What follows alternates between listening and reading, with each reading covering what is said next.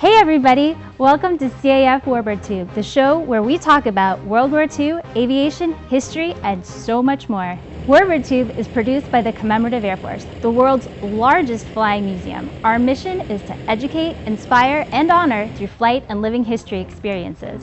The CAF began the Warbird movement more than 65 years ago, and thanks to the support of individuals like you, we continue to grow strong. We hope you enjoyed this episode, and now our host, Steve Buss. Thanks for watching and keep 'em flying. Good evening, airplane fans, and welcome to CAF Warbird Tube. Tonight, episode number 199, and we travel to New Guinea and explore the air war in the South Pacific. A relatively unknown story, but author John Happ has the details, and he'll lay it all out for us in tonight's show. Now, whether you're joining us for the very first time or you're a loyal Warbird Tube fan, we are thrilled to have you with us tonight. If you enjoy our content, don't forget to spread it across your favorite social media platforms. We do appreciate it. Warbird Tube is made possible by the Commemorative Air Force. If you'd like to find out more about the CAF, our events, our aircraft, tours are starting up this spring. We've got all the details on the tours, plus local units, or how you can be a part of the fun. Just visit our website, commemorativeairforce.org. Now, as you're watching tonight, if you have any questions, just type those in the chat box, and we'll try to answer them even during the presentation, or we'll make sure we have time at the end before we sign off to answer any questions you may have about tonight's show. So joining us now from just outside Boston is John Happ. John, great to have you here tonight, and we appreciate you taking time out of your busy schedule to talk with us about the navigation case. And this is unraveling a family mystery that has gone in all sorts of different directions. Yeah, absolutely. Yeah, good evening. Thanks so much for having me. It's great to be with you. Great.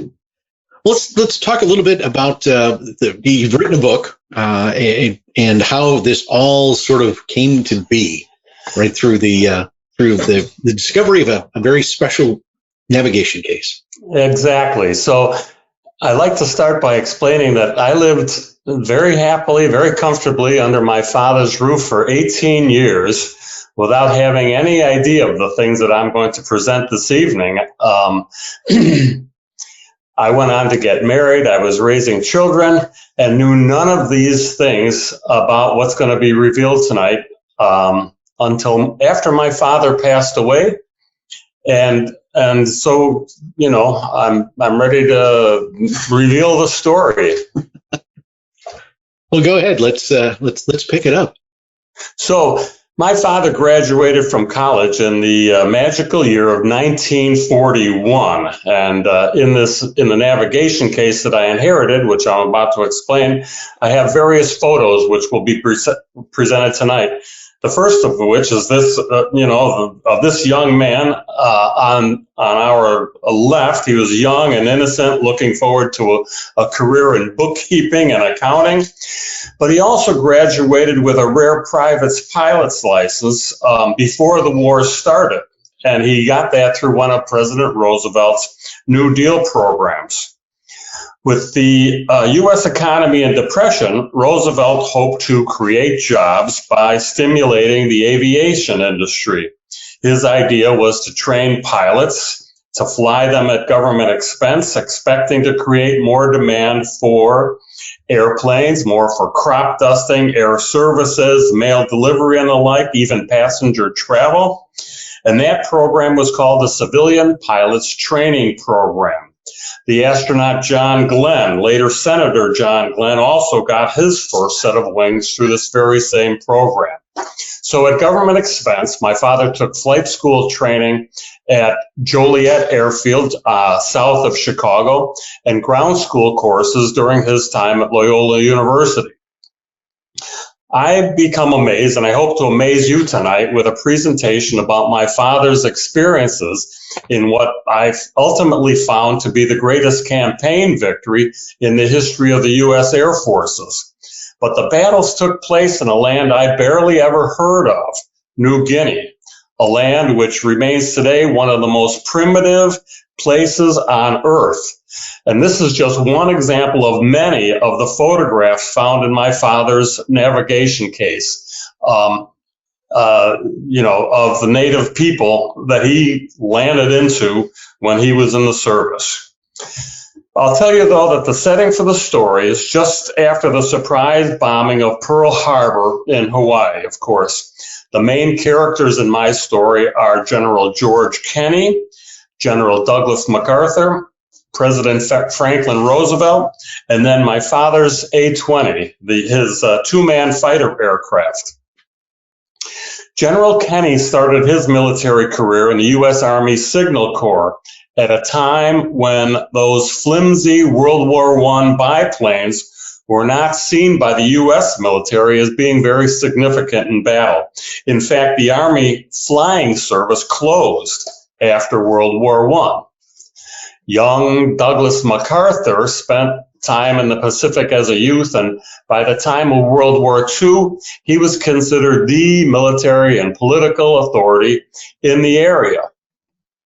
President Roosevelt is a bit in the background of this story, but at the start of his presidency, the aviation industry in the United States was not even a blip in U.S. GDP figures, gross domestic product figures.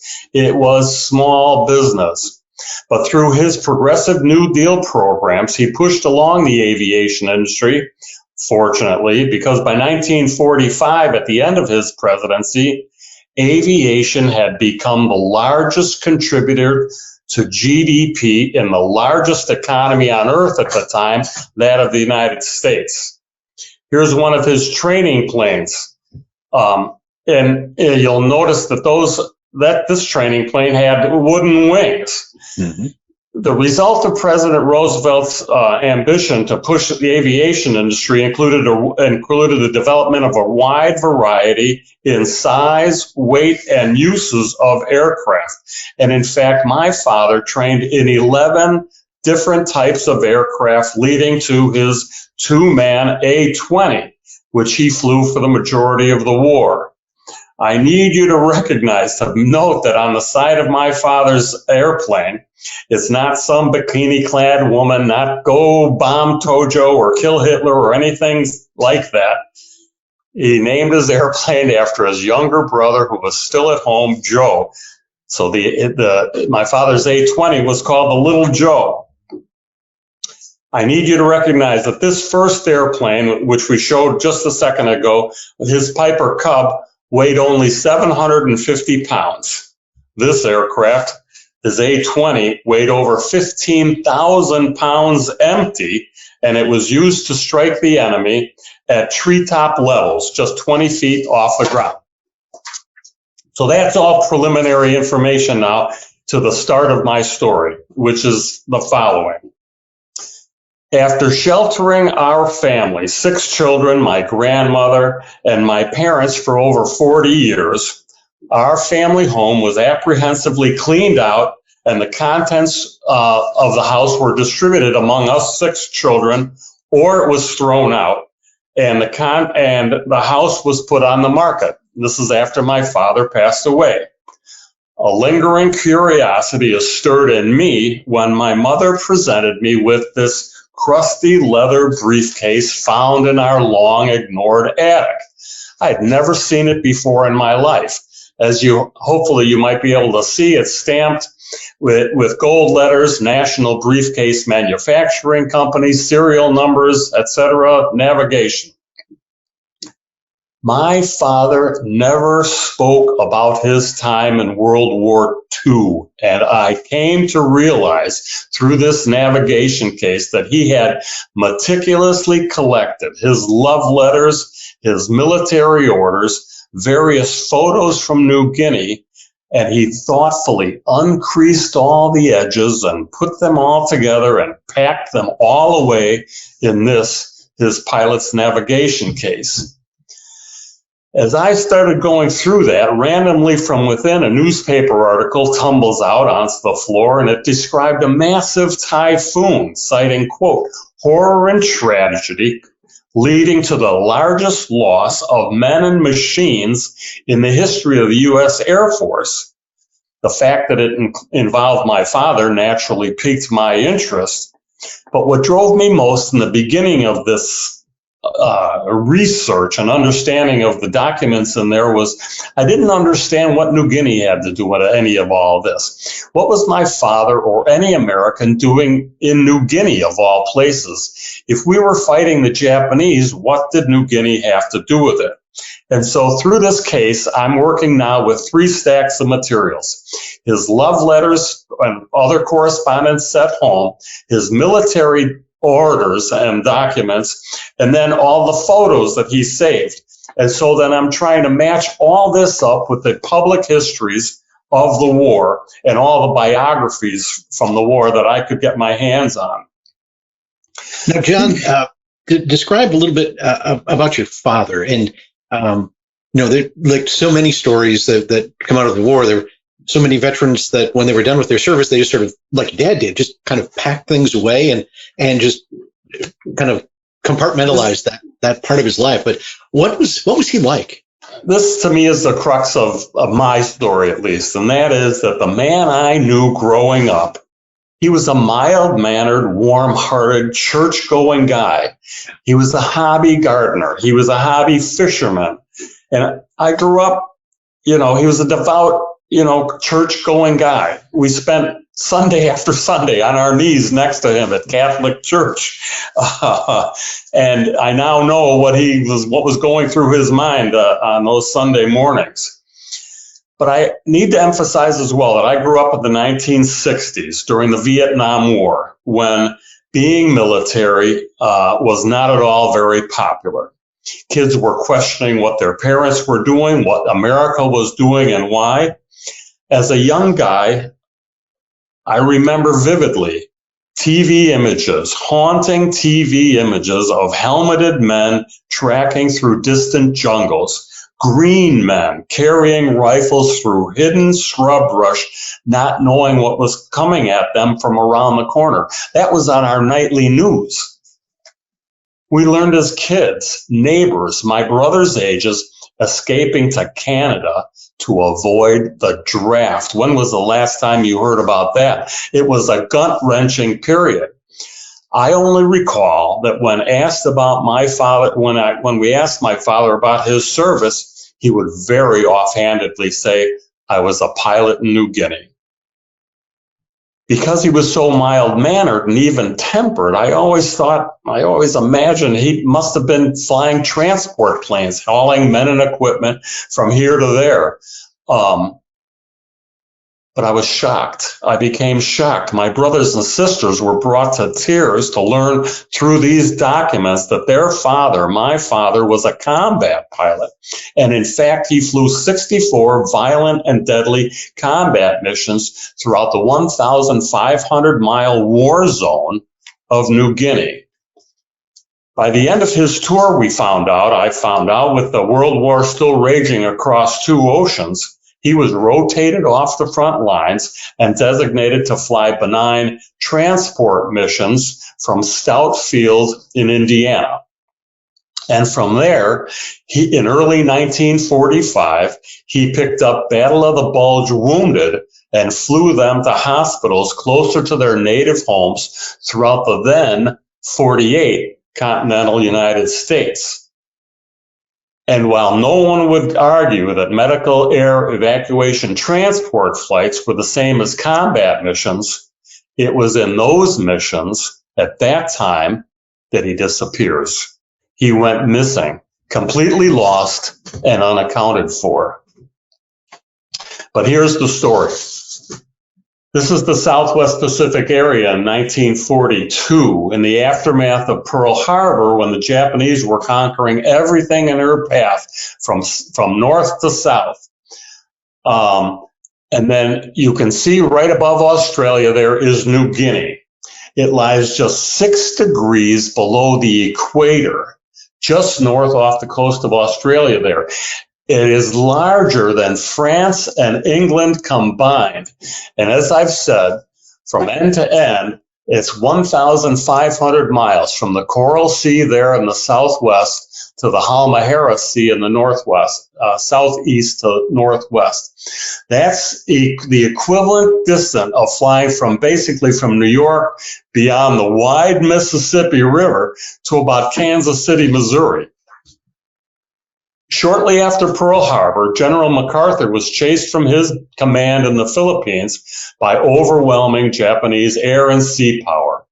He retreated from there and took refuge in Australia, believing himself to be at a safe distance from the Japanese. Scrambling now to prepare for war across two oceans, America's priority became building a supply chain from those various scattered Pacific islands from San Francisco and Hawaii down to Australia, where MacArthur now made his base. On the edge of that route sits New Guinea. But the Japanese had gotten there first, and they dominated the area from a port town called Rabaul, just to the north.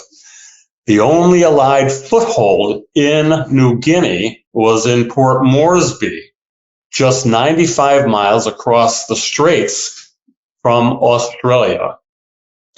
As American industry ramped up for the war, the Allied heads of states, that's Churchill, Roosevelt, and Stalin, they decided that their best course of action as allies was to use their combined forces to defeat Germany first, and then turn their combined attention to defeating Japan in the Pacific.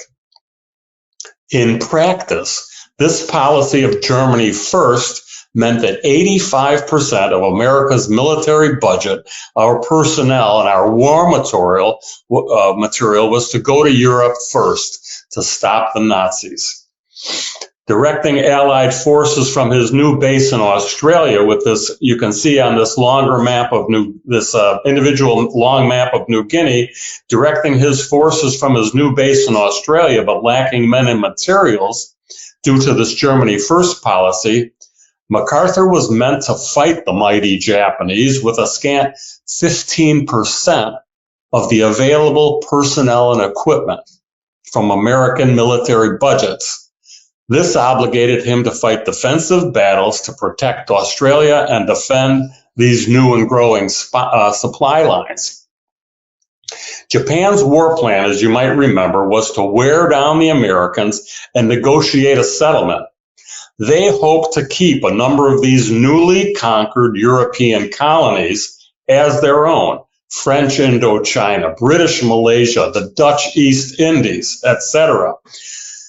Now, lacking men and equipment, the war devolved into faltering and tangled battles of attrition in the dense jungles where pestilence and malnutrition caused more deaths on both sides of the battle lines among all combatants than enemy bullets.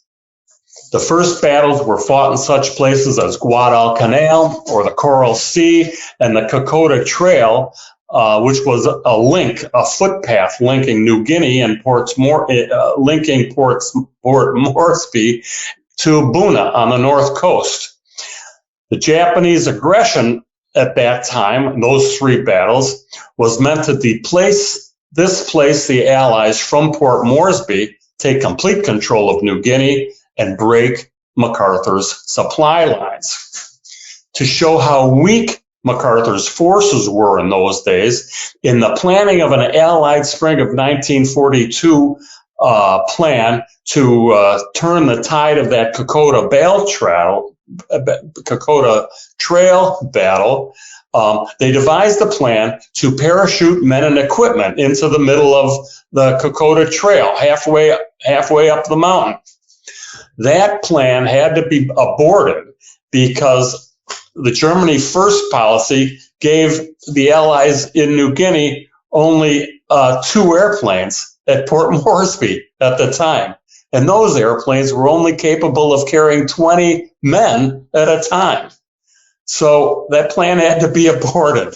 And at this point, combat was considered to be gridlocked and at a standoff. Now, General Kenny was appointed to MacArthur's staff in August of 1942.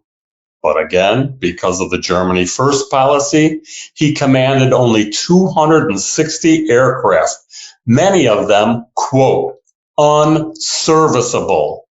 They were delivered to Australia broken down in pieces to be assembled there, and many of the parts went missing. By the summer of 1943, this is now 18 months after Pearl Harbor. Imagine your sons and daughters in battle in New Guinea for 18 months. January, February, March, April, 18 months of slow, brutal, hand-to-hand combat in those steaming, bug-infested jungles. The Japanese decided to reposition their troops to more strategic locations along the north coast. And that gave General Kenny the opportunity for the first time to carve out air bases on the north side of the Bismarck Mountains. They were on a grassy plain named Guisop, close to the port town of Lae. Listen, during those first 18 months of combat, an estimated 24,000 Allied soldiers died, 17,000 of which were Australians fighting desperately to stop the Japanese from advancing on their homelands. All of that combat over all of those months, all of the casualties were pestilence, disease, malnutrition caused more death than enemy bullets. Those 18 months of slow hand-to-hand combat moved the battle lines in the Allies' favor just 200 miles from Port Moresby to Lae. It was not until the fall of that same 1943, almost 2 full years after Pearl Harbor, when General Kenny was finally strengthened. He received some 35 combat groups, a total of more or less 3,300 aircraft, and almost immediately, in contrast to that aborted Kokoda Trail airlift, an operation was carried out in which 300 aircraft dropped some 1,700 paratroopers into what's called the Nadzab opening of the Markham River Valley in New Guinea, some 20 miles basically outside of Lae. A group of the now famous B-25 bombers were in theater finally. They strafed and machine gunned the area to protect and secure the landing of those troops. But again, the Japanese forces in Rabaul, just north of these battle lines, loomed over MacArthur, both literally and figuratively. And we can go back to that long map now, realizing the fruitlessness of traditional ground offensives through that inhospitable terrain. And with his hands tied by the Germany First policy, Kenny devised the plan to use his air forces to leapfrog past the enemy's strongholds like Buna and Rabaul. He planned to fly beyond the battle lines to try and break the enemy's supply lines. So, just as MacArthur is trying to build his supply lines from San Francisco and Hawaii down to Australia, where MacArthur's got his base, Kenny's working to break the supply lines of the Japanese, which are being supplied basically from Tokyo, from Japan. Now, through the documents in my father's navigation case, I discovered what I believe to be true history. It's never been revealed before, and it's not been documented in any of the public or other histories that I've ever found. And it's called, by the men who carried out the mission, MacArthur's Triple Play. So it starts like this. As I said, Japan had been colonizing those Pacific islands in general and insinuating her forces specifically in and around the Bismarck Sea there. That's the body of water just north of New Guinea there. And they've been doing that since Pearl Harbor, in preparation, by the way, for an Allied counteroffensive. You can see on the map the key locations where the Japanese were really digging in. From southeast to northwest along the north coast there are towns called Madang, Wewak, and Itep. Then American intelligence discovered that they were all being supplied by a massive base further up the coast called Hollandia. Today it's called Jayapura. This logistics and supply center was considered to be so far away that it was out of the flying range of Allied bombers.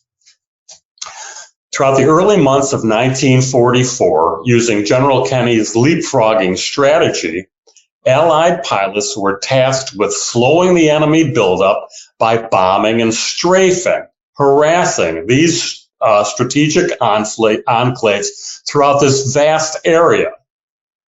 At the time, the growing base at Wewak was said to, quote, awe General Kenny and his men. He was unsettled by the fact that the Japanese were receiving new men and aircraft seemingly daily. It was estimated that a staggering 100,000 Japanese troops and hundreds of combat warplanes were now stationed there. Madang, a little bit to the south, served as a depot and a logistics center, and it was found partway between Wewak and our bases at Leh. The most distant of the targets was Itep, the third of this group of three. It was positioned some 400 miles northwest of Leh, yet still 150 miles south of Hollandia. Factory specifications stated that an A-20, like my father's, cruised at 280 miles an hour with an estimated range of about 950 miles on a single tank of gas. That's 475 miles out and 475 miles back to base. These details are important because they go to the heart of this historic mission. Again, you can see my mild-mannered father never spoke about the war, named his plane after his little brother, Joe. It's painted on the side of the airplane. Incredible. No naked women, no kill Hitler, none of that stuff. His little brother at home. Allied commanders now detailed plans to bomb and harass the landing airstrips at Itep.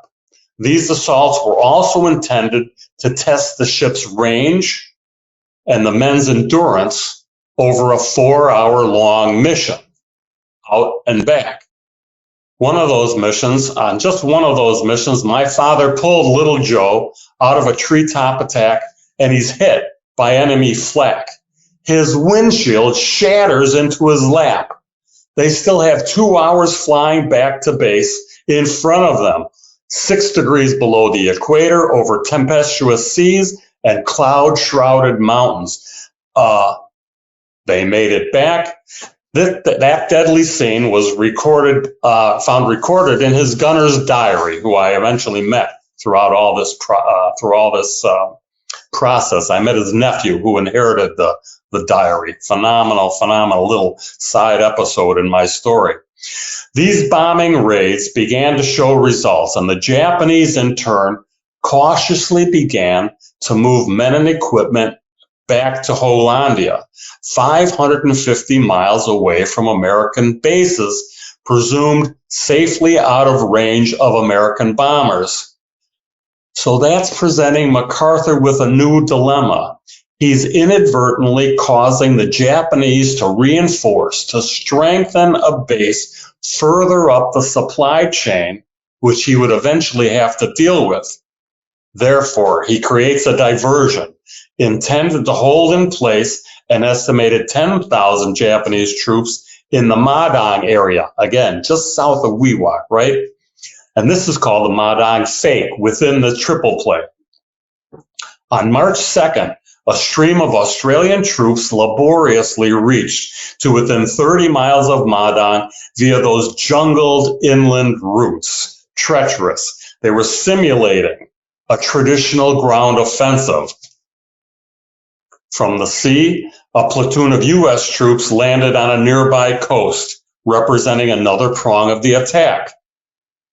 The Japanese took the bait and interpreted those moves as part of an Allied offensive to take Madang, portending another long, drawn-out battle of attrition, which is exactly what the Japanese wanted. As that battle raged, MacArthur's theatrics continued. He ordered more troops to land at Hansa Bay, indicated on the map in front of you there, north of Madang, giving the impression of moving to surround that base and then ultimately threatening Wewak.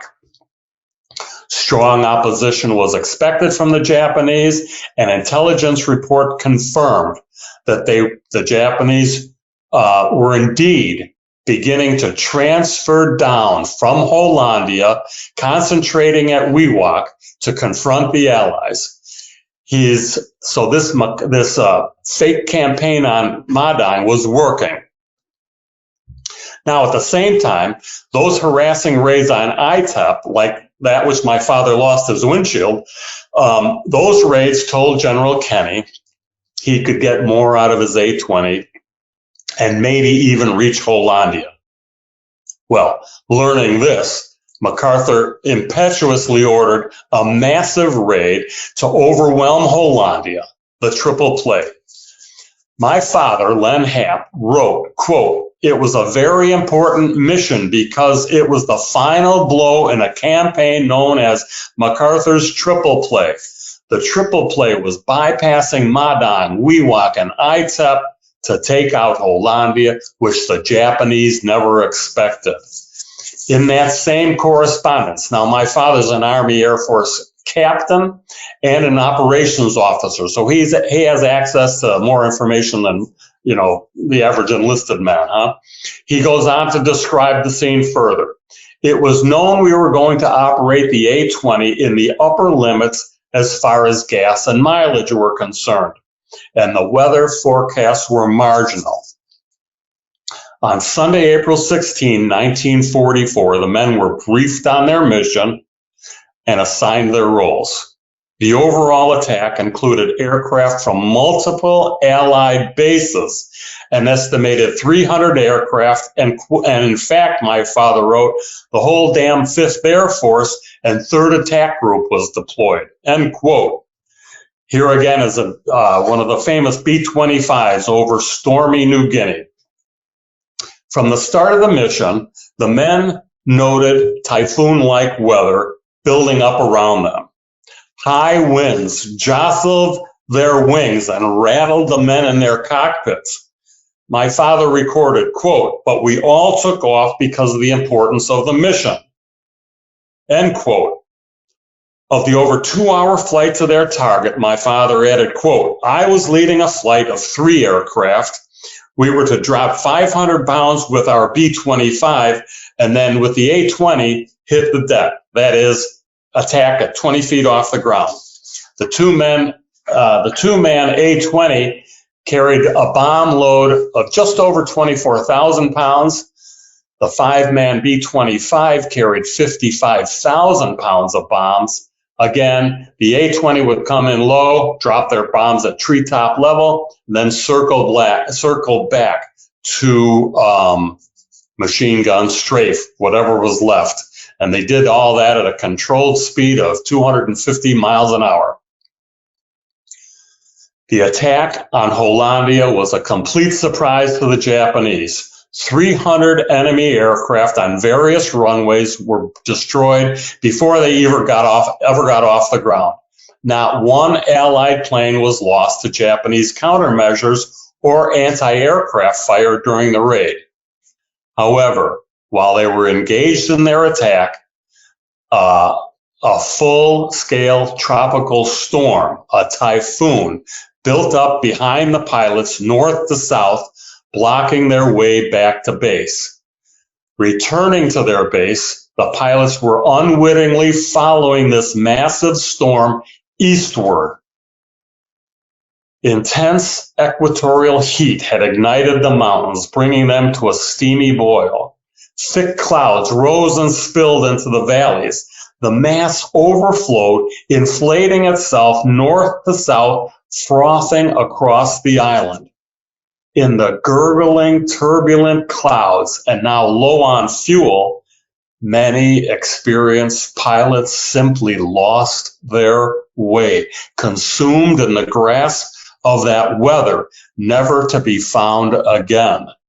Surviving squadron mates recorded that, quote, some planes just disappeared. High winds battered others and tossed them into cloud-hidden mountains or menacingly plunged them into the boiling sea. In the journals of mission survivors are phrases like a solid wall of weather and the sea was whipped up into whitecaps by the wind. At MacArthur's headquarters, the mission was considered a great success, and just a week later, American troops landed at Hollandia almost without opposition. Again, after the first 18 months of the war, we were only able to move the battle lines just 200 miles against the enemy. Here, in one great leapfrogging move, the Allies progressed 400 miles. And MacArthur split the enemy's defenses in half by doing so. Depended on resupplies from the sea, a large portion of the Japanese army in the east was cut off like those caught in the Madang Fake. They were now isolated and helpless. In the end, the storm's toll on the Allies was staggering. The loss and destruction of 37 aircraft with their pilots and gunners. It was recorded only by my father's bomb group for some reason, and they recorded it as Black Sunday. And today it remains, I believe it remains, the biggest operational loss of men and equipment in American history. And that's opposed to a combat loss. That's an operational loss. So I'm getting up to the end now. The Japanese had conquered and evicted the Dutch from the western part of New Guinea and Indonesia, then known as the Dutch East Indies, within the first weeks after Pearl Harbor.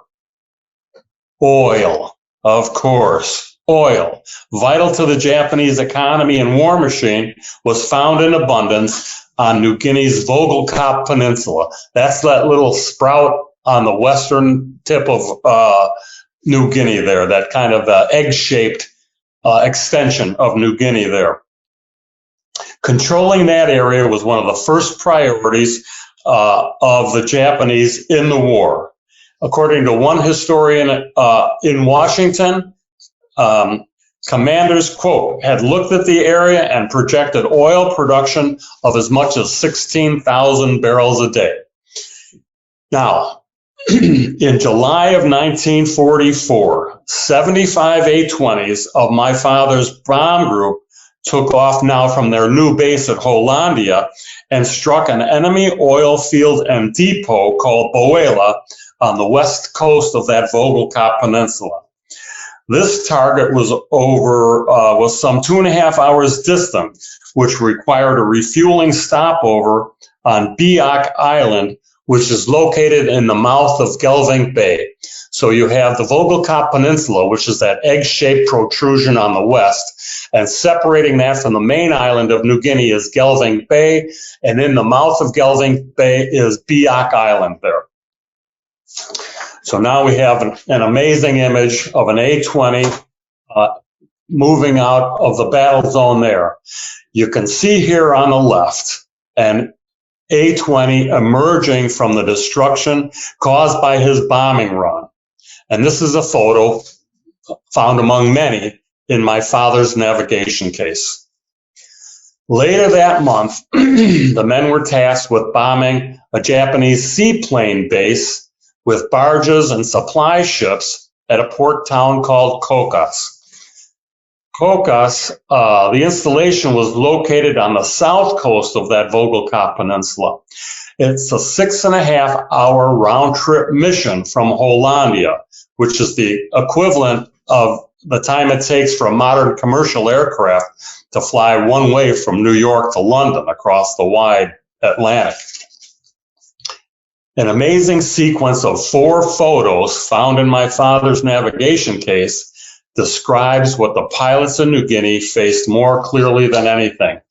This is a little bit disturbing for me, so bear with me. This first image here shows relieved and anxious at finishing his bombing run. The A-20, piloted by Lieutenant James Nahr, with Staff Sergeant Charles Reichley as his gunner, is hit by anti-aircraft flak, caught fire, and rolls to the right. In the second image, we see the A-20 out of control, plunging into the bay. The third photo is a descriptive image of how low the squadron was flying and at what speed by how quickly Nahr impacts the water, crashing into the sea. It warrants emphasizing that this aircraft weighed 15,000 pounds empty. It was over 17 feet in length, 17 feet in height, 47 feet in length, with a wingspan of over 61 feet. But before our eyes, in 4 clicks of the camera, we see this enormous machine crash and shatter upon impact with the sea, disintegrating. These photos were taken by Nahr's wingmate. Cameras in that aircraft rolled automatically in order to assess the impact of their bombing raid. But in these frames, it was Nahr and Reichley's drama of death that was caught in the lens. So back to that long map, here we are of New Guinea. In August of 1944, we're getting up to the end here. After a period of intense bombing, Americans landed fresh fighting troops at a beach called Amsterdam on an island called Middelburg on the west coast of that Vogelkop Peninsula. With this scattered burst of aggression, specifically on August 6th, Australians reported that Japanese were fleeing various strongholds in and around Gelving Bay and regrouping at a port town called Manokwari. Allied forces attacked them there via undefended beaches near Sansapor. They're on the tip of that Vogelkop Peninsula. Exactly. Thank you. At the end of August, that port town was taken, and some 25,000 Japanese troops were isolated on the peninsula. Trapped and cut off from supplies, those soldiers represented the final enemy opposition on all of New Guinea. This was truly the first war of its kind and must be recognized as the greatest Air Force campaign victory in the history of our country. The Japanese threat once reached Port Moresby, just across the Torres Straits from Australia. I emphasize, during the first 18 months of battle, some 24,000 Allied soldiers died, moving the battle lines just 200 miles in our favor, from Port Moresby to Lae. By the time General Kenny was finally supplied with the bare minimum of personnel and equipment allowed under the Germany First policy, the results and the statistics become amazingly clear. The progress from Lae to Hollandia, while costing upwards of 9,000 Allied air and ground forces, moved the battle line some 500 miles in the first 4 months of 1944 alone. Another 4 months later, with the liberation of that oil-rich Vogelkop Peninsula, in August of 1944, the Allies commanded air superiority over the 1,500-mile length of New Guinea, from the Coral Sea in the southeast to the Halmahera Sea in the northwest. It was there in New Guinea that General Kenny was the first in American history to achieve the now widely accepted principle that the first goal of any military conflict is to establish air superiority over the enemy. So, as I mentioned, After New Guinea, my father was rotated off the front lines to fly medical air evacuation transport missions starting in January of 1945, ferrying Battle of the Bulge wounded to hospitals closer to their native homes. That's a photo of my father being decorated there along with his colleagues. And here is a converted C-47 that was used to fly these wounded men back to bases closer to their native homes. I think that's one of the most admirable services I've ever heard of being established by our military. Just beautiful. All the information on those missions, those medical air evacuation transport missions, all of it comes from my father's correspondence back home. Pages and pages of it daily, not little missives, 4 and 6 pages at a time describing his ordeal. Here's an example from Walla Walla, Washington, just to show you that I'm not kidding around. Those MATE missions, medical air evacuation transport missions, were flown 5 times more frequently than his combat missions, at greater distances and at the same altitudes. Up and down, 5 times faster, 10,000 feet, back down. Up and down, 5 times faster than his combat missions. He ended up in the hospital because he was suffering from hypoxia. None of the airplanes my father flew in combat or in these MATE missions 5 times more frequently than combat, none of them had supplemental oxygen or pressurized cabins. None of them. Hypoxia led to depression. So there, that's how we ended up in the hospital. He was finally grounded for some depressive outburst, I guess. I don't really know. We've checked the hospital records. We can't find anything. I can't find anything.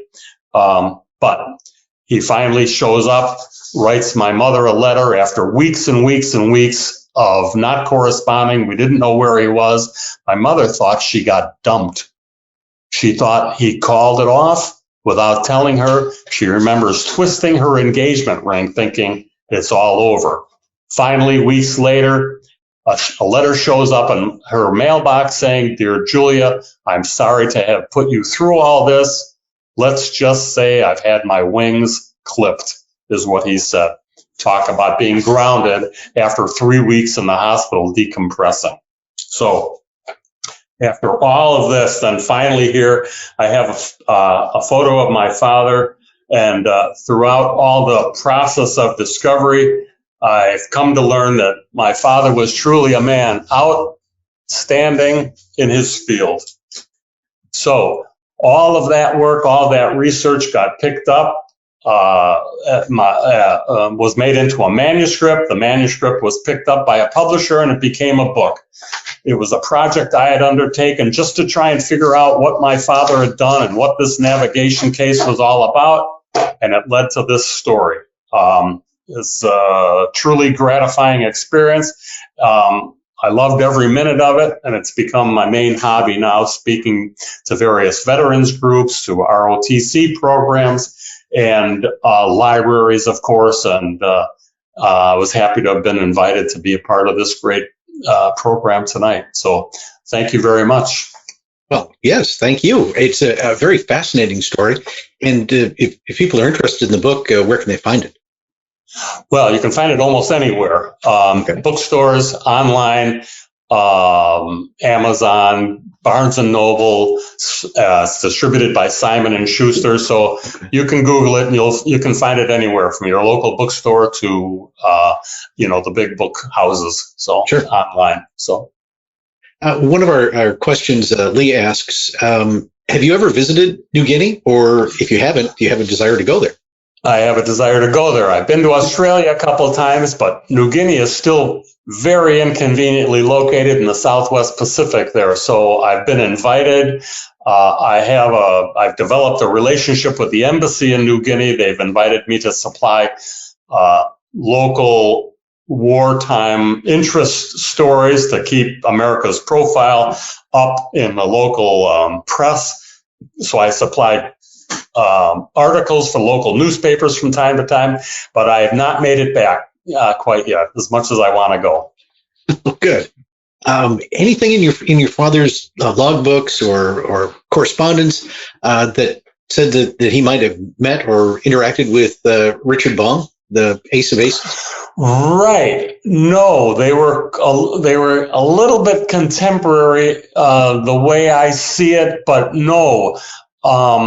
I've come to learn about Bong. I've found different things about Bong along the way, but none of it shows up in my father's correspondence or in his military records. So, yeah. And here's more of a statement from Richard. It said, speaking of the navigation case, he found one at a yard sale and still has it. He said, one of my greatest disappointments in military gathering was that the case was empty. Yeah, that's well used. Bad. Yeah, and I expect it was carried on methamphetamine. Yeah. It's a beautiful case, I can tell you. Sure. It's a little bit beat up through the war, but it's a beautiful case, but it was just jammed with meticulously saved documents and photos and correspondence. Just you can imagine, a veteran thinking through all these things as he sorts it out and puts these stacks together and puts it all away. So he was just incapable of harming another individual, but loved his service. After my sister, the youngest of our six, moved out of the house, grew up and got a job and moved on, my father started attending his Air Force reunions. He didn't start going to Bears games. He didn't start going to college reunions. He went to his Air Force reunions. That was the pleasure of his life later on. And it must have been fantastic for him to be able to share memories and interact with the guys because, they saw and did things that I think what keeps them quiet for the most part is the fact that civilians just can't understand what they had to put up with and what they had to do in the name of duty and service and country and that. And so it was a great pleasure for him to participate in his Air Force reunions after many, many years of raising a family. So, yeah. Lee has a compliment for you. He says, I enjoyed the book. Thank you for writing. Books about New Guinea are few and far between. And that is true. This is sort of an untold story in many ways. Why do you think that the Air Force, the Army Air Force's story in New Guinea is sort of, I don't want to say minimized, but you don't hear a lot about it? So my dad started with the U.S. Army Air Corps, and by the end of the war, that was its own division. It was the U.S. Air Force. And so it's establishing itself as its own force throughout World War II, finally. And I believe that the Marines and the Navy just got ahead of this whole thing, and they were able to put together their documentaries and write their books and really dominate the history of the Southwest Pacific area. I never understood the point of Midway until I did the research on my father's book and understood these supply chains. I never knew where Guadalcanal was until I put together this narrative about the supply chains and how important that was to supplying MacArthur at his new base in Australia. And so in my mind, none of that makes sense unless you understand what I put together in the navigation case about supplying MacArthur at his new base. Guadalcanal means nothing if you don't understand the supply chains. Midway means nothing if you don't understand the strategic importance of that island in the middle of the Pacific. And so I just simply think that the Navy and the Marines got ahead of it and started telling their dramatic, beautiful, important stories before the Air Force could ever get their act together. And so I truly believe this is a unique story. It's an extremely important story. It dramatizes once again the brilliance of General Kenny's leapfrogging strategy. And what I don't talk about in the book, because you can take this a million different ways, but it's a real compliment to General Billy Mitchell, who was ostracized for the most part. It was his strategy and General Kenny that led to this idea of using airplanes, flimsy airplanes, to get ahead of the battle lines and destroy the enemy behind their lines of supply. So I think it's an important work, and I'm working in my free time to make the story known. Very good, very good. Did your father fly after the war? He did. He loved flying. He maintained his private pilot license as long as the money held up throughout the 1960s, while he was raising 6 kids and a beautiful wife. But it got a little expensive for him, and it got a little out of hand. But all throughout the war, very little of his correspondence, and I mean sentences, a few sentences of the correspondence during his training and during the war refer to the war itself. He was a glass half full guy and loved flying. In addition to his combat missions, he's sent back to Australia to pick up men and equipment and supplies and things like that, and writes glorious letters about the beauty of the Australian landscape, the beauty of the Coral Sea, and nature and all these things. And he's thanking people along the way for hosting him at these various servicemen's clubs and stuff like that. He loved flying. And so, he was fortunate enough after the war to maintain his private pilot license. He would take up his brothers, and then as the children came along, he took us up periodically, and in his different, these different Piper Cubs that he could rent and use and maintain his license. So he loved it as long as the money was there. And then raising so many kids and having to provide so much food and education, Sure. That gave way over time. You mentioned talking to different groups, veterans groups, libraries, and before we started the show, you said you've been very impressed and well received at college ROTC programs. It's one of the greatest things that ever happened to me. One of the best audiences that I have is I get contacted by, or I offer my presentation at college ROTC programs, both Air Force and Army ROTC programs. Indiana University, University of Michigan, University of Washington, Illinois, out here, MIT and Harvard have hosted me. It's very, very gratifying, and I cannot describe the natural beauty of these cadets, young men and women, wholesome, healthy. 6 o'clock in the morning, maybe 5:30 in the morning, I'm there when they're assembling. They're going through their drills, and I'm able to watch them go through their drills. And then after that, like 7 or 7:30 or 8 o'clock in the morning, I'm invited to make my presentation.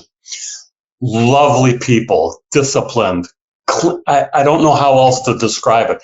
Clean, healthy, well-mannered, yes sir, no sir, people pursuing their career in the military. And what I would like to add is on one occasion, I spoke at the University of Illinois in Chicago. And on that day, the commander happened to preface my remarks by saying, by the way, you guys, before we introduce the speaker, I want you to know we're all going to St. Louis next week to a jobs fair. And he goes on to describe the various career paths that cadets can take in their ROTC training: logistics, intelligence, field command, bottle washing, dishwashers, all these unbelievable career paths that they can pursue in their ROTC program. So it's just fantastic. And I want to circle back to the fact that I was raised during the Vietnam era, and I get to meet plenty of Vietnam veterans who were so thoroughly disrespected when they came back that nobody in their right mind would think of a military career of my generation. I was the first high school class not to have to register for the draft. They sent recruiters to our high school. I was scared to death. There was no way I would consider a military career based on those haunting TV images that I described earlier. But today, seeing today's Army and today's Air Force and today's Navy and those cadets is so inspiring, so impressive. It's one of the greatest benefits to having put together this book and having gotten it published is meeting with those young people and their commanding officers. It's just a tremendous experience for me. I just love it. I get between 15 and 100 cadets at these presentations that I make, University of Massachusetts, Manhattan College, all this stuff. It's just fantastic. Yeah. You mentioned that your father had flown 64 combat missions. Do you happen to know how many hours of flight time he had recorded? I have it, but I don't have it on the top of my head. It's in his military records, and I know exactly where it is on the page. I can see it on my mind, but I didn't memorize that. No, okay. No. Yeah. But as I said, he trained in 11 different types of aircraft, and in service, he started by flying P-40s, which they borrowed from another squadron. Yeah. So they didn't have their own P-40s, and so he started by flying, one-man P-40 missions throughout New Guinea, and then in February of 1944, it must have been, he got his own A-20, which he named the Little Joe. And then in addition to that, I know he flew a little bit on B-25, not as a pilot, maybe as a co-pilot, and then C-47s. Plenty of hours in a C-47 going back on leave to Australia. Speaking of Little Joe, the A-20, did your dad's brother ever see a picture of the airplane that he was named after? He's still alive. Oh, okay. My uncle is still alive, barely hanging on, but he's still there. So yes, I've spoken to my uncle many times about this, and I have another amazing fact. The Air Force Museum in Dayton, Ohio, has aircraft that represent the different theaters of war throughout history, kind of thing. In the New Guinea section, there's a recrafted A-20, refurbished, which they named the Little Joe. It's an exact replica of my father's aircraft in the Dayton Air Museum there. And on the side of the airplane is the name of the last pilot. I think his name was Tom Jones. But below that is my father's crew chief, by the name of Dobrowski. It's exactly the replica of my father's airplane. So my uncle hasn't seen that, but he's aware that he is living he's living on through the replica of the Little Joe in the Dayton Air Force Museum. It's fantastic. Never knew that until I undertook this project. All right. Well, there's a mission for all of us to. First of all, if you haven't visited that museum, you have to go. Great. Now you have to go back and you can point out Little Joe and tell people the story. Right. Yeah, get your picture taken with my book at the Little Joe. There you go. Have you met? You mentioned meeting the nephew of the gunner who was your father. Did you meet any other either people who served with your father or any relatives of them? Right. So I'm in touch with I'm in touch with the daughter of one of my father's best friends from the war. Her maiden name is Hamilton. And Ed Hamilton flew with my dad, survived Black Sunday, and continued a military career until the 1960s. And so that's super because my mother maintained correspondence with Ed Hamilton well after the war, and well, both my parents did, but after my father passed away, she still maintained contact with Ed Hamilton. So those are the only two people that I've been able to be in touch with. I wish I could get in touch with a number of them, fascinating figures that I've discovered through this, not the least of which is the guy by the name of Seaboalt, who was the number 2 commander. He went on to become the first chief of NORAD, and he flew with my father in New Guinea. Tremendous individual. And I would have loved to have met the commanding officer, Lieutenant Colonel Strauss. He must have been quite a remarkable person. It would have been great to know him. So I got to know 2 people associated with my father's time over there. Very gratifying. And sorry, I couldn't have undertaken this earlier when more of the veterans were still around. So, yeah. Well, John, we appreciate you sharing the story and your book. Go out and get a copy. Like you said, it's at bookstores everywhere. You can see it online. Just search for it. That's right. It's a great story, and again, thank you for sharing it. We've had a couple of our viewers drop in some other book titles in the comments section, and we will put those in the description as well, so that you can expand your knowledge of the operations in New Guinea. Fantastic. Right? That's really great. I appreciate thank you all for joining us tonight. We'd like to hear your thoughts on tonight's episode, or if you have ideas for a future topic you'd like us to cover, just drop us a line at media@cafhq.org. And again, if you like tonight's show, share it across your social media platforms. And remember, if you are a subscriber on YouTube, and you should be a subscriber on YouTube to the Warbird channel, right? Make sure you click that bell icon. You'll get notifications when our new episodes are posted on YouTube. Until next time, thank you very much for being here. I'm Steve Buss, wishing you blue skies and tailwinds, and have an awesome night. Good night. Thanks for having me.